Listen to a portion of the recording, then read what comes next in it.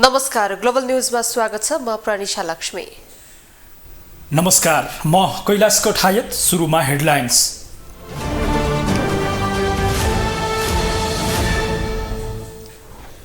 प्रस्तावित प्रधान न्यायाधीश कार्कीको संसदीय सुनवाई भोलि। उजुरीकर्तासँगको छलफलमा हुलहुज्जत। वैधानिकतामा प्रश्न उठाएपछि उजुरीकर्तालाई बाहिर निकालियो। सरकारमाथि निरन्तर प्रश्न उठाउँदै आएका माधव नेपाल असन्तुष्ट अन्ततः पछि हटे। गठबन्धनमा कहिलेकाहीँ खटपट हुनु स्वाभाविक भएको प्रतिक्रिया। बजेट पास गर्न 7 दिने। काठमाडौँ उपत्यकाको धुवाँधुलो नियन्त्रणमा तीनै तहका सरकार असफल। वर्षेनी 5000 को मृत्यु हुने डरलाग्दो तथ्याङ्क। छुट्याइएको बजेट चरम दुरुपयोग। अमेरिकी विदेश मन्त्री ब्लिङ्केन र चिनिया विदेश मन्त्री चीनबीच टेलिफोन वार्ता। आइतबार अमेरिकी विदेश मन्त्री बेजिङ पुग्ने। तिक्तता हटाउन उच्चस्तरीय वार्ता भएको दावी। र सन्दीप लामिछाने र दिपेन्द्र सिंह एरीले क्यानाडामा आयोजना हुने ग्लोबल टी20 खेल्ने।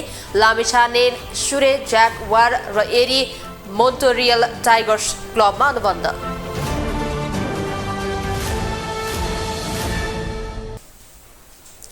ग्लोबल न्यूज अब विस्तारमा। प्रस्तावित प्रधान न्यायाधीश हरिकृष्ण कार्कीलाई संसदीय सुनवाईका लागि बिहिबार बोलाइएको छ। उजुरीबारे जवाब र उनको योजनाका विषयमा छलफल गर्न बिहान 8 बजे बैठकमा बोलाइएको हो। छोटो समयका लागि प्रधान न्यायाधीश बन्न लागेका कार्कीलाई भोलिको बैठकले नै अनुमोदन गर्ने सम्भावना छ। एक रिपोर्ट। प्रतिनिधि सभाको संसदीय सुनवाई समितिको बैठकमा बिहिबार बिहान 8 बजे प्रस्तावित प्रधान न्यायाधीश हरिकृष्ण कार्कीलाई बोलाइएको छ। बुधबार उजुरीकर्ताहरूसँग छलफलपछि कार्कीलाई बोलाउने निर्णय भएको हो। कार्कीको कार्ययोजना प्रस्तुत गर्नका लागि आमन्त्रण गरिएको सदस्यहरूले बताएका छन्। 29 जना उजुरीकर्ताहरूमध्ये 7 जनालाई व्यक्तिगत र अरूलाई सामूहिक रूपमा छलफल गरिएको थियो। निर्णय अघि प्रस्तावित प्रधान न्यायाधीश हरिकृष्ण कार्की विरुद्ध उजुरी गर्नेहरूले संसदीय समितिको बैठकमा हुलहुज्जत गरेका थिए। उजुरीमा केन्द्रित रहेर छलफल गर्न गरिएको अनुरोधलाई अटेर गर्दै समितिको वैधानिकतामा प्रश्न उठाएपछि सदस्य र उजुरीकर्ता बीच चर्काचर्की परेको थियो।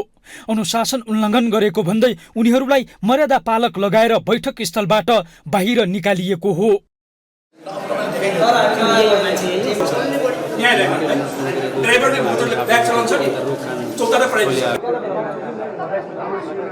सुरुमा एक्लै एक्लै छलफलमा नजाने अडान लिएका उजुरीकर्ता कर्मचारी संघको वार्तापछि समिति बैठकमा पस्न राजी भएका थिए। पछि 3 जनासँग सामूहिक छलफल गर्ने भनिए पनि उजुरीकर्ताले अनावश्यक विषय निकालेर हुलहुज्जत गरिएको हो। उनीहरूको समितिको वैधानिकतामाथि नै प्रश्न उठाएका थिए। उनीहरूले एक्लै एक्लै समितिमा नजाने भनेर सामूहिक बार्गेनिङ मात्रै गरेनन्, समितिको ढोका फोडेर भित्र पस्न खोज्ने प्रयास समेत गरेका थिए। भित्र उजुरीबारे समितिका सदस्यहरूले जानकारी लिन खोज्दा उल्टै प्रश्न गर्ने र सांसदहरूको अपमान गर्ने प्रस्ताव समेत गरिएको देखिन्थ्यो। उजुरीकर्ताहरूको हुलहुज्जत र विरोधपछि केही समय बैठक प्रभावित बनेको थियो। उजुरीमा केन्द्रित रहेर छलफल गर्न गरिएको अनुरोधलाई अटेर गर्दै उनीहरूले समितिको वैधानिकतामा प्रश्न उठाएपछि सदस्य र उजुरीकर्ता बीच चर्काचर्की परेको थियो। यस्तो हरकत गर्नेहरूलाई संविधानको धारा 103 बमोजिम संसदको विशेषाधिकार हनन र संसदको अवहेलनामा सजाय गर्न विज्ञहरूले सुझाव दिएका छन्। यस्तो हरकत गर्नेहरू हरेक पटक जो सिफारिस भए पनि उजुरी हाल्ने पेशेवरहरू समेत रहेको बताइएको छ। संसदीय सुनवाई विशेष समितिको सभापति ज्येष्ठ सदस्य पशुपति शमशेर जबारा रहेकाले उनले नै कारबाहीको निर्देशन दिने वा प्रतिवेदन बनाएर फुल हाउसमा पठाउन सक्ने संवैधानिक व्यवस्था छ। संविधानको धारा 103 मा संविधानको अधीनमा रही संघीय संसदको दुवै सदनमा पूर्ण वाक स्वतन्त्रता रहनेछ र सदनमा व्यक्त गरेको कुनै कुरा वा दिएको कुनै मतलाई लिएर कुनै पनि सदस्यलाई पक्राउ गरिने, थुनामा राखिने वा निज उप कुनै अदालतमा कारबाही चलाइन सक्ने व्यवस्था गरेको छ। आगामी साउन 20 गतेबाट अनिवार्य अवकाशमा जान लागेका कार्की छोटो समयका लागि प्रधान न्यायाधीश बन्दैछन्। उनलाई बिहिबारको बैठकको प्रधान न्यायाधीशमा अनुमोदन गर्ने बताइएको छ। राष्ट्रिय स्वतन्त्र पार्टीले राजनीतिक दस्तावेज तयार पारेको छ। राष्ट्रिय स्वतन्त्र पार्टीको राजनीतिक दस्तावेजमा प्रत्यक्ष निर्वाचित प्रधानमन्त्री हुने परिकल्पना गरिएको छ। यति बेला मुलुकमा बहुदलीय शासन व्यवस्था रहेको छ। बहुदलीय शासन व्यवस्थाकै माध्यमबाट राष्ट्रिय स्वतन्त्र पार्टी संसदको चौथो ठूलो दल समेत बनेको छ। तर व्यवस्थाकै विपक्षमा गएर राष्ट्रिय स्वतन्त्र पार्टी प्रत्यक्ष निर्वाचित प्रधानमन्त्रीको पक्षमा उभिएको हो। यस्तोमा अन्य राजनीतिक दलहरूले राष्ट्रिय स्वतन्त्र पार्टीको राजनीतिक दस्तावेजलाई स्वीकार गर्लान्। एक रिपोर्ट। संसदको चौथो ठूलो दल राष्ट्रिय स्वतन्त्र पार्टी अहिलेको बहुदलीय शासकीय स्वरूपको विपक्षमा देखिएको छ। रवि लामिछाने सभापति रहेको रासपाले आफ्नो राजनीतिक दस्तावेजमा प्रत्यक्ष निर्वाचित प्रधानमन्त्री हुने नीति अगाडि सारेपछि अहिलेको शासकीय स्वरूपको विपक्षमा रहेको स्पष्ट भएको हो। यति बेला मुलुक 2072 सालको संविधानमा टेकेर बहुदलीय गणतन्त्रात्मक शासन व्यवस्थामा रहेको छ। देशभरका प्रत्यक्षतर्फ 165 निर्वाचन क्षेत्रका सांसद र समानुपातिकमा 110 सांसद गरी 275 सांसदको प्रतिनिधि सभा सदस्य रहने व्यवस्था छ। निर्वाचित भएर आएका विभिन्न पार्टीका सांसदहरूले प्रधानमन्त्री बन्न पहिला पार्टीको संसदीय दलको नेता बन्नुपर्ने र त्यसपछि मात्रै बहुमत सांसद जुटाएर प्रधानमन्त्री बन्न सक्ने प्रावधान रहेको छ। तर राष्ट्रिय स्वतन्त्र पार्टी भने प्रत्यक्ष भोटिङका माध्यमबाट प्रधानमन्त्री बन्न पाउनुपर्ने व्यवस्थाको पक्षमा पुगेपछि राजनीतिक बहसको विषय बनेको हो। अन्य राजनीतिक दलहरूले भने रासपाले प्रत्यक्ष निर्वाचित प्रधानमन्त्रीको परिकल्पना गरेर देशको शासन सत्ता एकात्म गर्न खोजेको आरोप लगाएका छन्। हाम्रो संसदीय परिपाटीमा हैन जुन प्रकारले पहिले त बहुमत ल्याएको पार्टीले चाहिँ प्रधानमन्त्री हुने, त्यसपछि सबभन्दा ठुलो पार्टीले चाहिँ प्रधानमन्त्री हुने आदि इत्यादि गर्दै हुनुपर्नेमा यहाँ त्यो नभइकन चाहिँ यहाँ सबभन्दा सानो पार्टीले पनि चाहिँ प्रधानमन्त्री चलाइरहने चाहिँ जुन परिपाटी भयो, यो भ्रष्टाचारको चाहिँ जड भएको छ। जहाँसम्म प्रत्यक्ष निर्वाचित प्रधानमन्त्रीको कुरा छ अथवा राष्ट्रपतिको कुरा छ, हाम्रो देशमा त्यो भनेको एउटा तानाशाह जन्माउने प्रयास गर्नु हो हैन। प्रत्यक्ष निर्वाचित प्रधानमन्त्री भन्नु त्यो अनकन्ट्रोल हुन्छ, प्रत्यक्ष निर्वाचित राष्ट्रपति भन्नु पनि त्यो झन् महा अनकन्ट्रोल हुन्छ। त्यसकारणले चाहिँ यो हाम्रो जस्तो देशमा संसदीय परिपाटी त्यो पनि चाहिँ 47 सालको संविधानले जुन परिकल्पना गरेको छ, जसमा प्रधानमन्त्री छान्ने, प्रतिपक्षी दलको नेता आदि इत्यादि यी जुन परिपाटी छ त्यो नै सबभन्दा नै उपयुक्त नै हुन्छ जहाँसम्म शासकीय स्वरूपको छ र यो प्रत्यक्ष निर्वाचित प्रधानमन्त्री चाहिँ पटक्कै सुहाउँदैन। राष्ट्रिय स्वतन्त्र पार्टीले अगाडि सारेको प्रत्यक्ष निर्वाचित प्रधानमन्त्रीको एजेन्डा लागू हुन पहिलो कुरा त संसदमा 2/3 सांसद र आफ्नो नेतृत्वको सरकार हुनुपर्छ। जबकि रासपा अहिले जम्मा 21 सिटका साथ संसदमा उपस्थित छ। अहिलेका लागि रासपाको यो एजेन्डा बालुवामा पानी खन्याए जस्तै हो।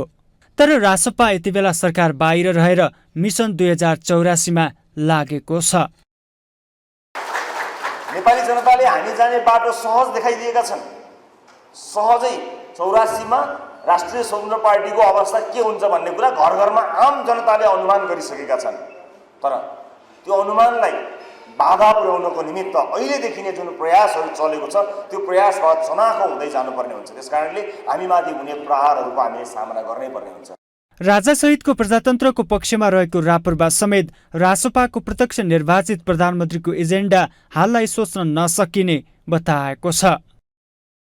हेर्दाखेरि सुन्दाखेरि नयाँ अवधारणा देखे तापनि तत्कालै यसलाई कार्यान्वयन गर्ने दृष्टिकोणले र प्रश्नहरू उठ्ने, पार्टीकै आएर प्रधानमन्त्री गएर सरकारहरू गएर बाहिर सम्झौता गर्दाखेरि त साधन स्रोत बेचिएको, स्वाधीनता बेचिएको र बाह्य लाभको अथवा कम्फोर्टको बाह्य कम्फोर्टको चाहिँ सम्झौता र नीतिहरू हुन्छ भने एउटा व्यक्तिको हातमा अधिकार गयो भने चुनाव खर्चिलो पनि र फेरि कहीँ आएर एकात्मकवादको चाहिँ आउँछ कि भन्ने डर हो।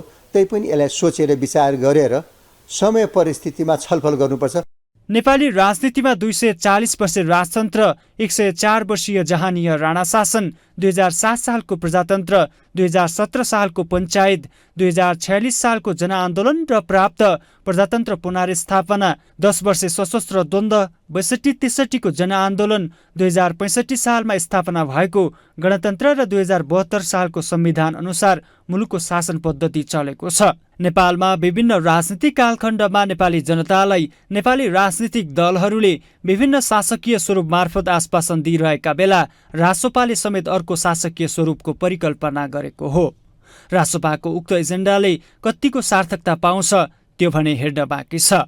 ग्लोबल टेलिभिजन एचडीका लागि क्यामेरामा नरेश मोक्तानका साथमा विनोद विक्रम भण्डारी, काठमाडौँ। बजेट नसच्याए सरकार ढाल्ने चेतावनी दिएका नेकपा एकीकृत समाजवादीका अध्यक्ष माधव कुमार नेपाल अन्ततः आगामी आर्थिक वर्षको बजेट पारित गर्न सकारात्मक देखिएका छन्।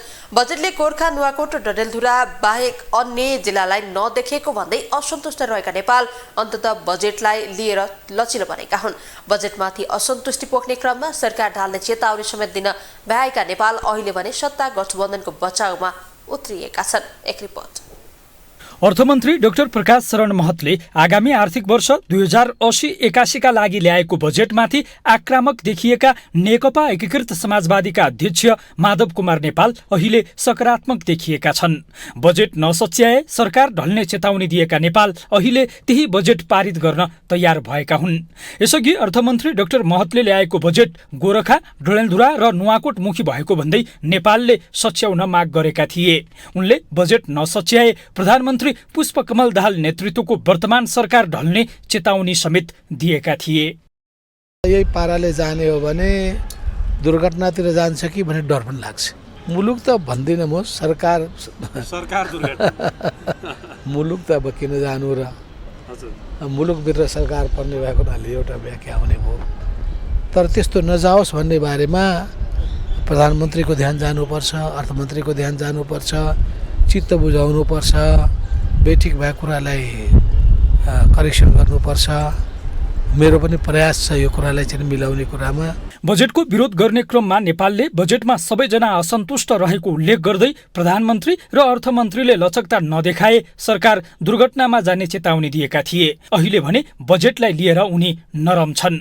बजेटलाई छोडेर उनी अहिले सत्ता गठबन्धनको बचाउ गरिरहेका छन्। सरकार ढाल्ने चेतावनीसम्म दिन भ्याएका नेपाल अहिले भने सत्ता गठबन्धनका घटकहरूका बीचमा केही मतान्तर हुनु स्वाभाविक रहेको बताउँछन्। गठबन्धनका घटकहरूका बीचका धारणाहरूमा केही मतमतान्तर पनि हुन सक्ला। तर म यसो हेर्दछु, एउटा सत्ताधारी गठबन्धन छ, अर्को सत्ता बाहिरको गठबन्धन छ।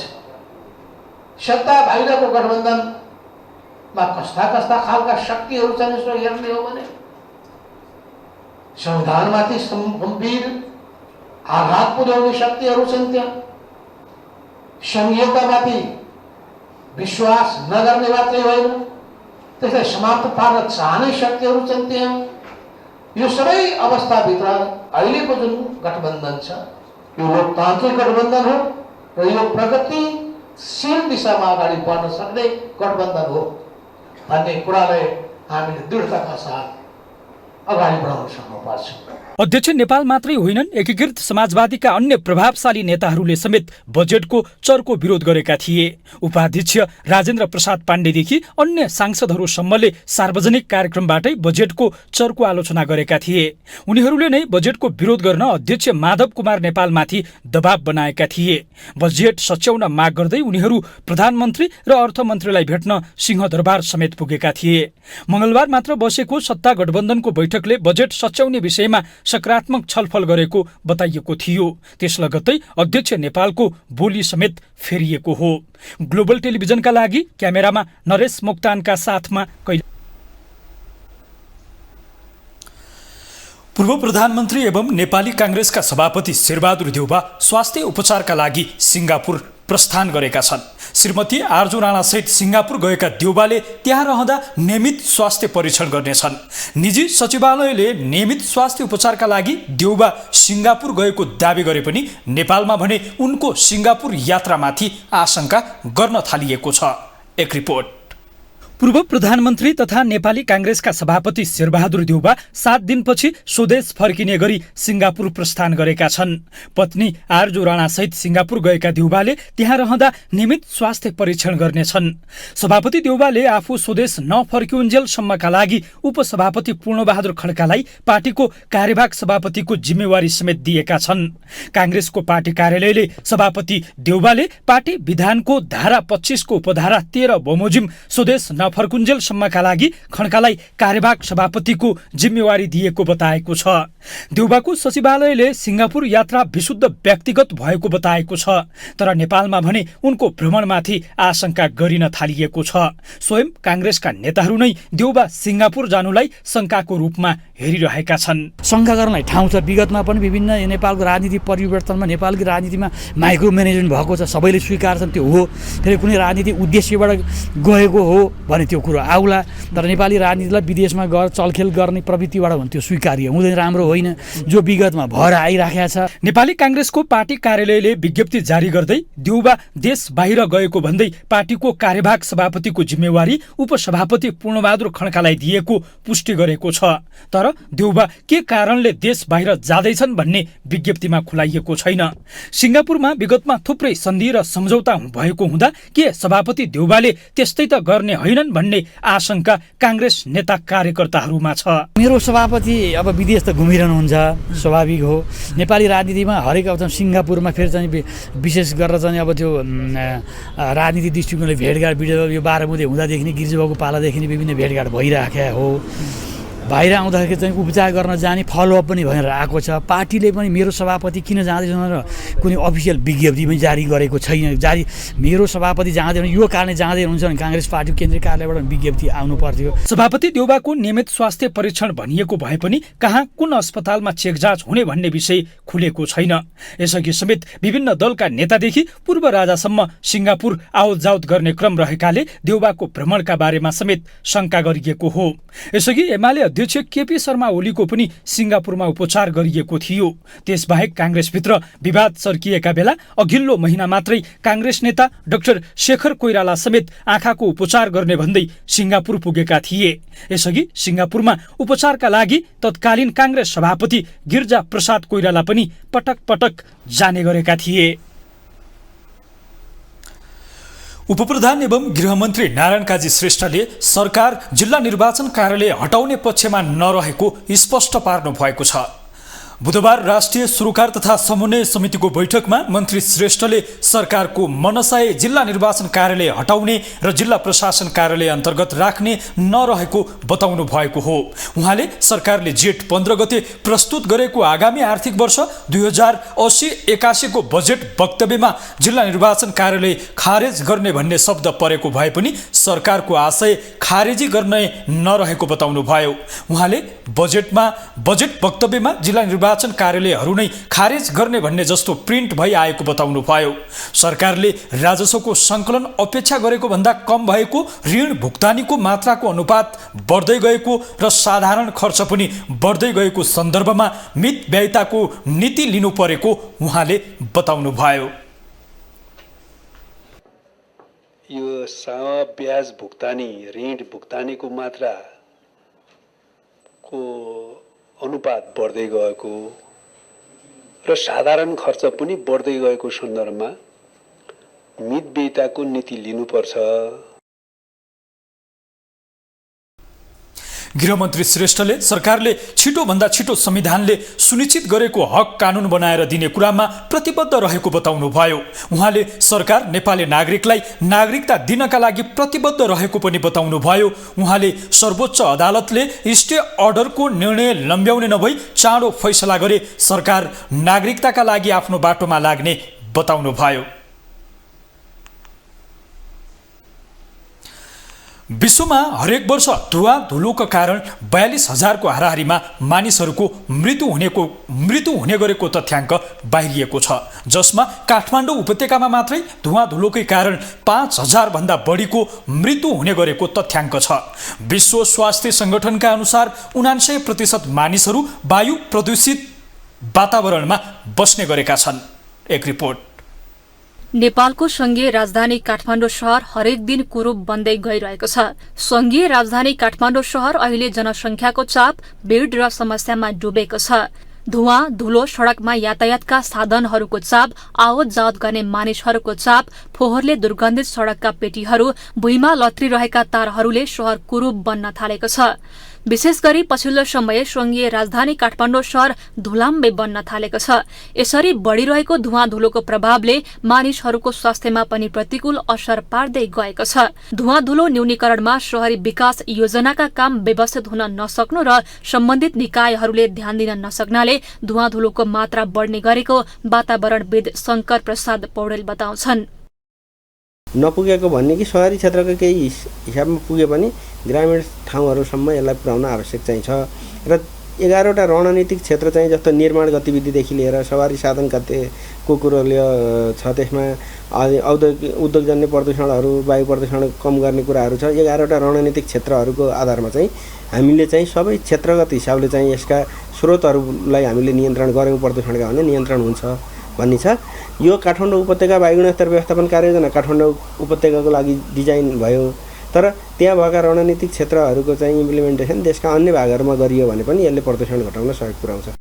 वातावरण प्रतिकूल हुँदै जानुमा हरेक दिन आवतजावत गर्ने सवारी साधनहरू दैनिक सञ्चालनमा आउने कलकारखानाबाट निस्कने धुवाँ जस्ता कारण रहेका छन्। यसरी बढिरहेको धुवाँ धुलोले प्रत्यक्ष तथा अप्रत्यक्ष रूपमा मानव जीवनमा असर पुर्याइरहेको हुन्छ। तर विशेष गरी धुवाँ धुलोको प्रभाव काठमाडौँ उपत्यका र तराई क्षेत्रमा बढी हुने गरेको जानकार बताउँछन्। संसारमा लगभग वर्षमा चाहिँ 70 लाख मानिसको मृत्यु हुने गर्छ वायु प्रदूषणको कारणले। वायु प्रदूषण जोडिएर भनौँ न, जस्तो अब दमको बिरामीहरू होला, योसित रिलेटेड अन्य बिरामी फोक्सोको क्यान्सर होला, हैन, मस्तिष्कघात हृदयघातका कुराहरू होला, योसित जोडिएर आउने यी सबै किसिमका रोगहरू वायु प्रदूषणकै कारणले गर्दाखेरि चाहिँ 70 लाख प्रिमेच्योर डेथ हुन्छ भनेर भनेको छ। काठमाडौँ हरेक मानिसहरूको सपनाको एक शहर हो, तर त्यही सपनाको शहर काठमाडौँमा भने जो कोही पनि बाहिर निस्किएर सजिलै हिँड्न सक्ने अवस्था भने छैन। धुवाँ धुलोकै कारण शहरमा बस्न समेत समस्या आएको सर्वसाधारणको गुनासो छ। नगरपालिकाको मुहार फेर्छु भन्थे, अब के गर्न सक्छन् र एकजना बालेन लगायत यो स्वतन्त्रले पनि केही गर्न सक्दैनन्। सबै हामीले नै सक्षम बन्नुपर्छ। यो सरकारलाई मात्र दोष दिने छैन। के गर्छ भनेदेखि एउटा कुनै व्यापारीले अथवा 10,000 को भाडा लिन्छ, अब फोहोर चाहिँ कति फाल्छ भनेदेखि यति नपुग्ने फाल्छ क्या। त्यो हामीबाटै छ, त्यो घर साउले नि गर्नुपर्ने, अफिसले गर्नुपर्ने, सबैमा यो नियत छ क्या। नगरपालिकाले अब बेला बेलामा यो सरसफाइको लागि अब ध्यान दिनुपर्ने र यो माटो निस्किने ठाउँहरूलाई उचित समयमै कालोपत्रे गर्दा वा सरसफाइमा ध्यान दिँदा यस्तो समस्या नआउने होला। उपत्यकामा हरेक दिन बढिरहेको धुवाँ धुलोको प्रदूषणबाट बस्नु मात्र जोखिम कम गर्ने उपाय नभई प्रदूषण नै कसरी कम गर्न सकिन्छ भन्ने विषय महत्त्वपूर्ण हो। यता काठमाडौँ महानगरपालिकाले केही समय अगाडि ब्रुमर थपेर धुवाँ धुलो नियन्त्रण कार्य सुचारू गर्ने भनेको भए पनि अझै कार्यान्वयन गर्न भने सकेको छैन। यसरी सम्बन्धित निकायले नै बनाइएका नीति निर्माण कार्यान्वयनमा नआउनाले व्यवस्थित शहर समेत बन्न सकेको छैन। ग्लोबल टेलिभिजनका लागि क्यामेरामा नरेश मोक्तानका साथमा सुनिता बास्कोटा, काठमाडौँ। स्वास्थ्य तथा जनसङ्ख्या मन्त्री मोहन बहादुर बस्नेतले सुर्तीजन्य पदार्थको कर बापत सङ्कलन भएको सबै रकम आफ्नो मन्त्रालयले पाउनुपर्ने दावी गरेका छन्। ऐन कानून र नियमावलीमा सुर्तीजन्य पदार्थको कर बापत उठेको रकम स्वास्थ्य मन्त्रालयले नै पाउनुपर्ने व्यवस्था भएको उल्लेख भए पनि सो अनुसार बजेट विनियोजन नभएकोमा उनको आपत्ति छ। एक रिपोर्ट।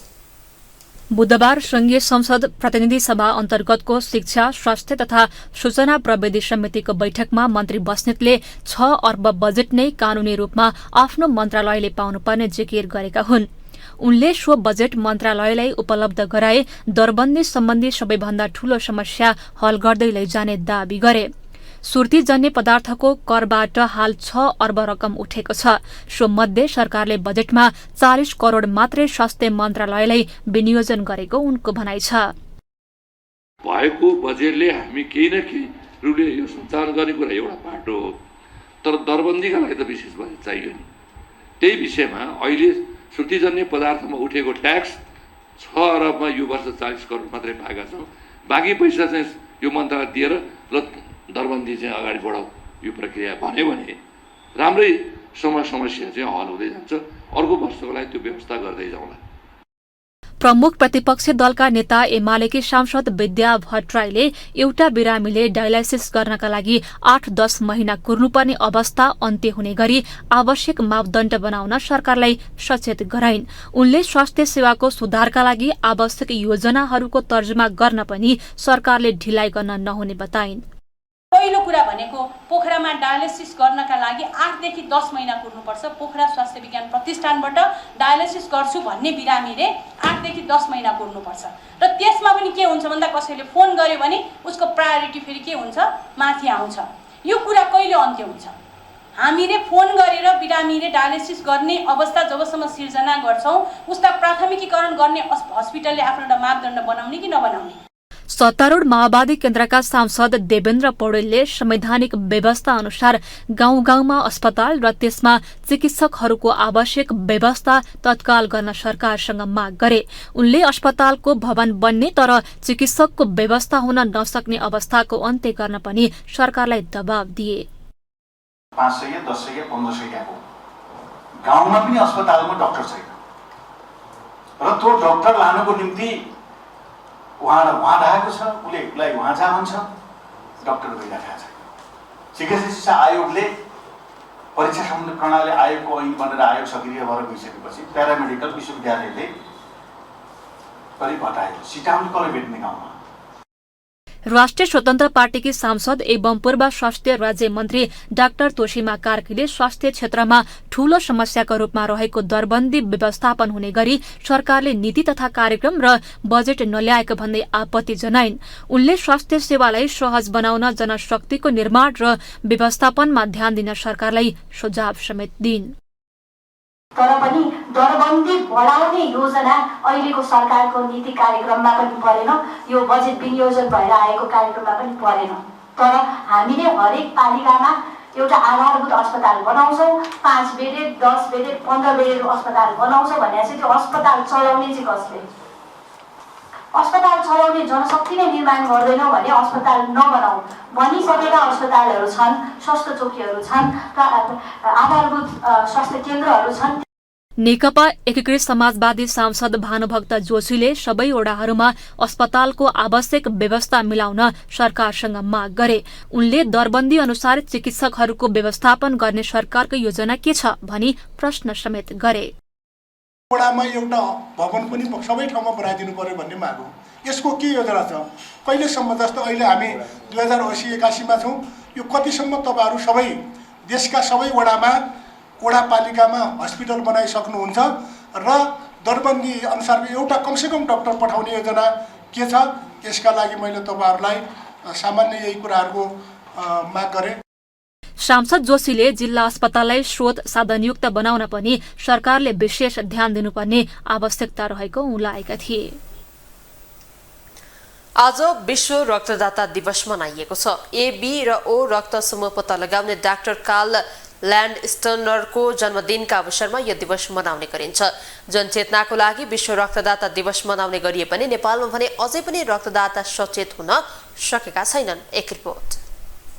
बुधबार 19औं रक्तदाता दिवस नेपालमा पनि मनाइएको छ। रक्तदान कार्यक्रममा एकीबद्धता जनाऊ, जीवन बचाउने अभियानमा सहभागी हौं भन्ने नाराका साथ देशभरि विभिन्न कार्यक्रम गरी मनाइएको हो। रक्तदानको महत्त्वबारे जनचेतना फैलाउने उद्देश्यका साथ यो दिवस मनाउने गरिन्छ। तर नेपालमा यसको जनचेतना फैलाउन नसक्दा रक्तदान गर्नेहरूको संख्या पनि न्यून छ। विगत 19 वर्ष यता लगातार रक्तदाता दिवस मनाउँदै आएको भए पनि नेपालमा भने मान्छेहरूलाई रक्तदानको विषयमा विभिन्न दुष्प्रचार भइरहेकाले यसका लागि जनचेतना फैलाउन आवश्यक रहेको चिकित्सकको भनाइ छ। ब्लड दिनलाई आकर्षण गर्नलाई सबभन्दा पहिले त ज्ञान हुनु पर्यो के, रगत के हो, रगत किन, रक्तदान किन भन्ने कुरामा जानकारी हुनु पर्यो। यसलाई भन्छ एजुकेसन। अनि अवेर हुनु पर्यो, हो म यो चाहिँ दिनुपर्छ मैले भनेर अवेर हुनु पर्यो हैन, त्यो हो।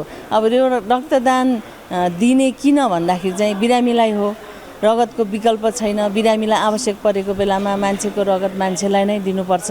त्यसैले चाहिँ कुनै पनि बेला अब एक्सिडेन्टमा कुनै पनि अपरेसनमा त्यहाँ ब्लिड भइरहेको हुन्छ, त्यो बेलामा कुनै पनि अवस्था मुटुको अपरेसनहरूमा कुनै पनि क्यान्सर केसेसहरूलाई रगतैको विकल्प नभएको अर्को पनि जस्तो फ्याक्टरको डिफिसियन्सीहरूलाई, हेमोफिलिकहरूलाई, थ्यालेसेमिकहरूलाई यो सबैलाई चाहिँ रगतको आवश्यकता पर्छ र त्यो आवश्यकता चाहिँ मान्छेले नै परिपूर्ति गर्ने हो।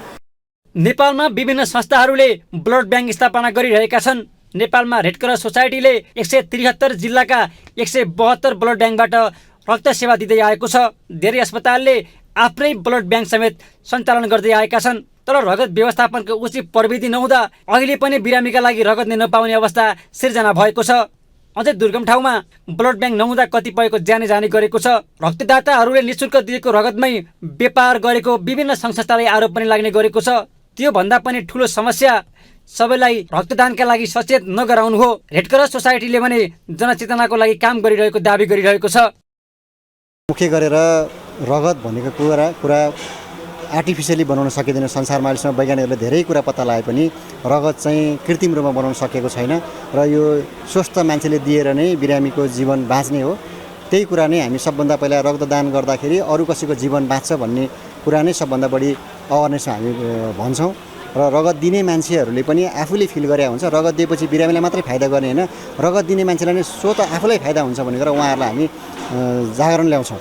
किनभने रगत दिने मान्छेहरूलाई हत्तपत्त ब्लड प्रेसर बढ्दैन, रक्तचाप चाहिँ नियन्त्रण हुन्छ, कोलेस्ट्रोल भन्ने जुन अनावश्यक प्रोटिन हुन्छ, बोसो हुन्छ, त्यो पनि नियन्त्रण हुन्छ। त्यसैले स्वयं सबभन्दा पहिला रक्तदातालाई फाइदा छ र बिरामीलाई त स्वतः उहाँको जीवनमा फाइदा छ भन्ने कुरा हामी जनमानसमा लान्छौँ र त्यो कुराले नै धेरैजसो मान्छेहरू मोटिभेट भइरहेछ र पटक पटक रगत दिइरहेछ।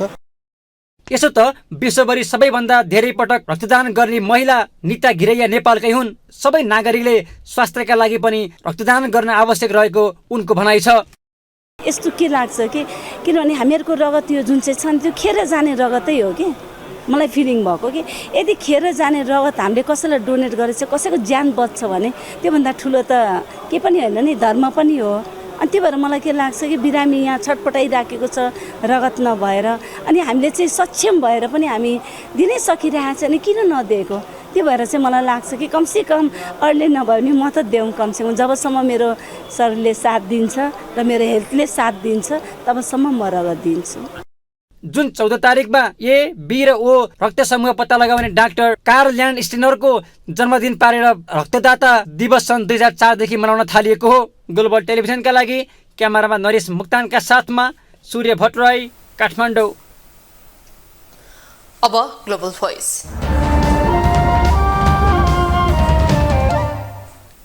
बुधबार विभिन्न कार्यक्रम गरी विश्व रक्तदाता दिवस मनाइएको छ। ए, बी र ओ रक्त समूह पत्ता लगाउने डाक्टर कार्ल ल्यान्ड स्टनरको जन्मदिनका अवसरमा रक्तदातालाई सम्मान र रक्तदान शिविर आयोजना गरी मनाइयो। जनचेतनाको लागि विश्व रक्तदाता दिवस मनाउने गरिएको भए पनि नेपालमा रक्तदानको दुष्प्रचार भएका कारण धेरै रक्तदान गर्न मानिसहरूले आनाकानी गर्ने गरेका छन्। आज हामीले सर्वसाधारणलाई ग्लोबल भोइसमा सोधेका छौँ, रक्तदानप्रति आकर्षण बढाउन के गर्नु पर्ला? अब आकर्षण गराउने तरिकाहरू धेरै छ। कसैले राम्रो चिज ल्याएर आकर्षण गर्छ भने रक्तदान गर्नलाई चाहिँ जनचेतनामूलक कार्यक्रमको आवश्यकता छ। किनभने जब तकसम्म यो मानिसको चाहिँ यो दिमागमा चाहिँ रक्तदान गर्न पर्छ भन्ने एउटा मानसिक हामीले सन्तुलन गर्न सक्दैनौँ तब तकसम्म मान्छेहरूले रक्तदान गर्न हिचकिचाइरहेको छ। किनभनेदेखि कतिलाई मैले यो वर्षमा क्याम्प अहिले 65 जति गरी रक्तदान क्याम्प गरिराख्नेहरूलाई पनि कुनै ठाउँमा हामीले सम्मान पनि पाउँछ र अर्को भनेको अब रगत नपाएर मान्छेहरू कति मरिरहेका हुन्छन्, नपुगिरहेका हुन्छन्। जस्तै एज अ म ब्लड डोनर्स एसोसिएसन काभ्रेको अध्यक्षको हैसियतले मलाई धेरै ठाउँबाट रगत चाहियो भनेर आइरहेको हुन्छ।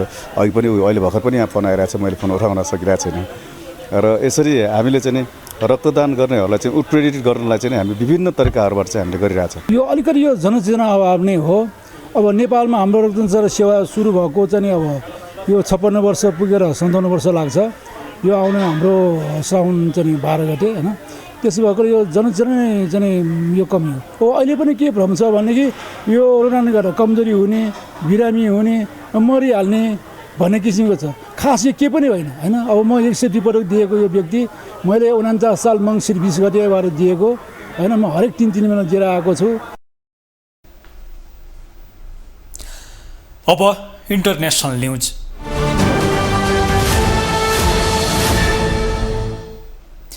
अमेरिकी विदेश मन्त्री एन्टोनी ब्लिङ्केन र चिनिया विदेश मन्त्री छिन कङले बुधबार टेलिफोन वार्ता गरेका छन्। विश्वका दुई ठूला अर्थतन्त्र बीचको तनाव तीव्र रूपमा बढेका बेला यसलाई हालैको कूटनीतिक गतिविधिमा भएको उच्चस्तरीय वार्ता मानिएको छ। विशेष गरी ताइवानलाई लिएर अमेरिका र चीन बीच द्वन्द्व हुने गरेको छ। बेजिङले आवश्यक परे बल प्रयोग गरेर ताइवानलाई कब्जा गर्न सक्ने चेतावनी दिँदै आएको छ। यसअघि अमेरिकी विदेश मन्त्रीको फेब्रुअरीमा हुने भनिएको नियोजित भ्रमण अचानक रद्द भएपछि आपसी मनोमालिन्यलाई शान्त पार्ने उद्देश्यले दुई देशका शीर्ष कूटनीतिज्ञले वार्ता गरेका हुन्। आगामी आइतबार अमेरिकी विदेश मन्त्री बेजिङ पुग्दैछन्। यो वर्षको प्रारम्भदेखि नै चीन र अमेरिका बीचको सम्बन्ध नयाँ कठिनाई र चुनौतीबाट गुज्रिरहेको चिनिया विदेश मन्त्रीले वार्तामा बताएका थिए। चिनिया विदेश मन्त्रालयका अनुसार राष्ट्रपति सी जिनपिङले अगाडि सारेको पारस्परिक सम्मान, शान्तिपूर्ण सहअस्तित्व र दुवै पक्षलाई मान्य हुने सहयोगको सिद्धान्त अनुसार चीन अमेरिका सम्बन्धलाई सुदृढ बनाउने चिनिया चाहना विदेश मन्त्रीले दोहोर्याएका छन्। अमेरिकी विदेश मन्त्रालयले पनि विदेश मन्त्री ब्लिङ्केनले विश्व मामिलाका साथै आपसी सम्बन्धलाई जिम्मेवारीपूर्वक व्यवस्थापन गर्ने, द्वन्द्वबाट बच्ने तथा चीनसँगको सम्बन्ध र सञ्चारलाई खुला राख्ने विषयमा आफ्ना चिनिया समकक्षीसँग विचार विमर्श गरेका थिए।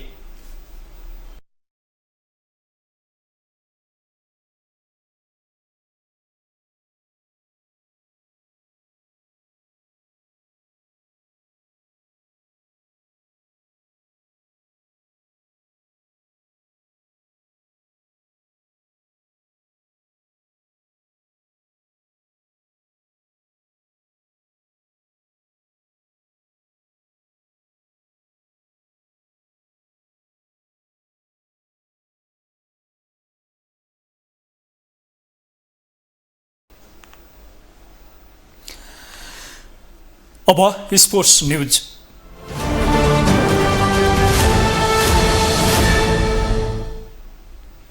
नेपाली राष्ट्रिय क्रिकेट टोलीका पूर्व कप्तान सन्दीप लामिछाने र नेपाली टोलीका भरपर्दा अलराउन्डर दिपेन्द्र सिंह ऐरीले क्यानाडामा आयोजना हुने ग्लोबल टी20 खेल्ने भएका छन्। मंगलबार राति भएको खेलाडी ड्राफ्टमा सन्दीपलाई सूर्य ज्याक्वारले आफ्नो टोलीमा अनुबन्ध गराएको हो भने दिपेन्द्रलाई मोन्ट्रियल टाइगर्सले अनुबन्ध गराएको हो। एक रिपोर्ट। नेपाली राष्ट्रिय क्रिकेट टिमका स्टार बलर तथा पूर्व कप्तान सन्दीप लामिछाने र अलराउन्डर दिपेन्द्र सिंह ऐरीले क्यानाडामा हुने ग्लोबल टी20 लिग खेल्ने भएका छन्। मंगलबार राति भएको ड्राफ्टमा सन्दीपलाई सूर्य ज्याक्वार्स र दिपेन्द्रलाई मोन्ट्रियल टाइगर्सले अनुबन्ध गरेका हुन्। आगामी जुलाई 20 देखि 6 अगस्तसम्म हुने फ्रेन्चाइज प्रतियोगितामा दुई नेपाली खेलाडीले मौका पाएपछि क्रिकेट समर्थक माझ खुसी छाएको छ। उक्त प्रतियोगितामा 6 टोलीको सहभागिता रहेको छ। विश्व प्रसिद्ध खेलाडीहरूले खेल्ने ग्लोबल टी20 फ्रेन्चाइज लिगमा दुई नेपाली खेलाडीले थप अनुभव हासिल गर्ने मौका पाउनेछन्। सन्दीपले पहिलो संस्करणमा मोन्ट्रियल टाइगर्स र दोस्रो संस्करणमा टोरेन्टो नेसनलबाट खेलेका थिए। यसपल्ट सन्दीप आबद्ध टिममा स्टार खेलाडी एलेक्स हेल्स, लिटोन दास, आयान अफजद खान लगायतका छन्। त्यसो त विश्व क्रिकेटमा आफ्नो नाम रोशन गरेका स्टार लेग स्पिन बलर सन्दीपले विश्व प्रसिद्ध विभिन्न लिग खेलिसकेका छन्। सन्दीपले आइपिएल, बिग बास, क्यारिबियन लगायतका दर्जनौं फ्रेन्चाइज लिग खेलेर आफ्नो खेल कौशलका माध्यमबाट विश्वभरिका क्रिकेट समर्थकको मन जितेका छन्। आफ्नो बलिङ कौशलबाट विश्वका सुपरस्टार ब्याटरको विकेट लिने सन्दीप विश्व क्रिकेटमा नेपालको नाम रोशन गर्ने एकमात्र खेलाडी हुन्।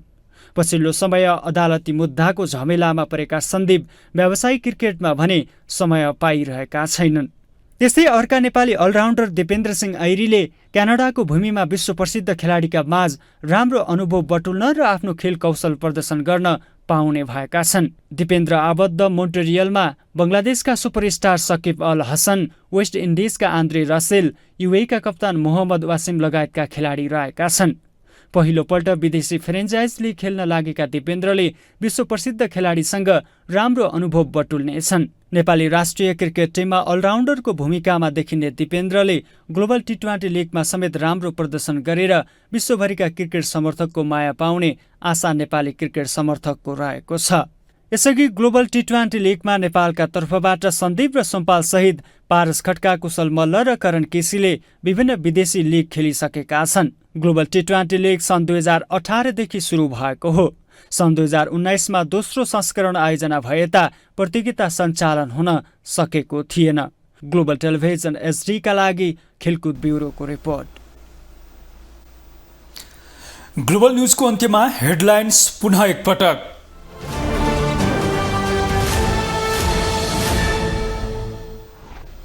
प्रस्तावित प्रधान न्यायाधीश कार्कीको संसदीय सुनवाई भोलि। उजुरीकर्तासँगको छलफलमा हुलहुज्जत, वैधानिकतामा प्रश्न उठाएपछि उजुरीकर्तालाई बाहिर निकालियो।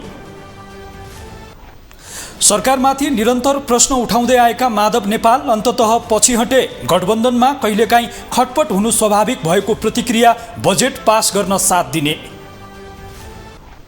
काठमाडौँ उपत्यकाको धुवाँधुलो नियन्त्रणमा तीनै तहका सरकार असफल। वर्षेनी 5000 को मृत्यु हुने डरलाग्दो तथ्याङ्क। छुट्याइएको बजेटको चरम दुरुपयोग। अमेरिकी विदेश मन्त्री ब्लिङ्कन र चिनिया विदेश मन्त्री छिनबीच टेलिफोन वार्ता। आइतबार अमेरिकी विदेश मन्त्री बेजिङ पुग्ने, तिक्तता हटाउन उच्च स्तरीय वार्ता भएको दाबी। र सन्दीप लामिछाने र दिपेन्द्र सिंह ऐरीले क्यानाडामा आयोजना हुने ग्लोबल टी20 खेल्ने। लामिछाने सूर्य ज्याकुवार र ऐरी मोन्ट्रियल टाइगर्स क्लबमा अनुबन्ध।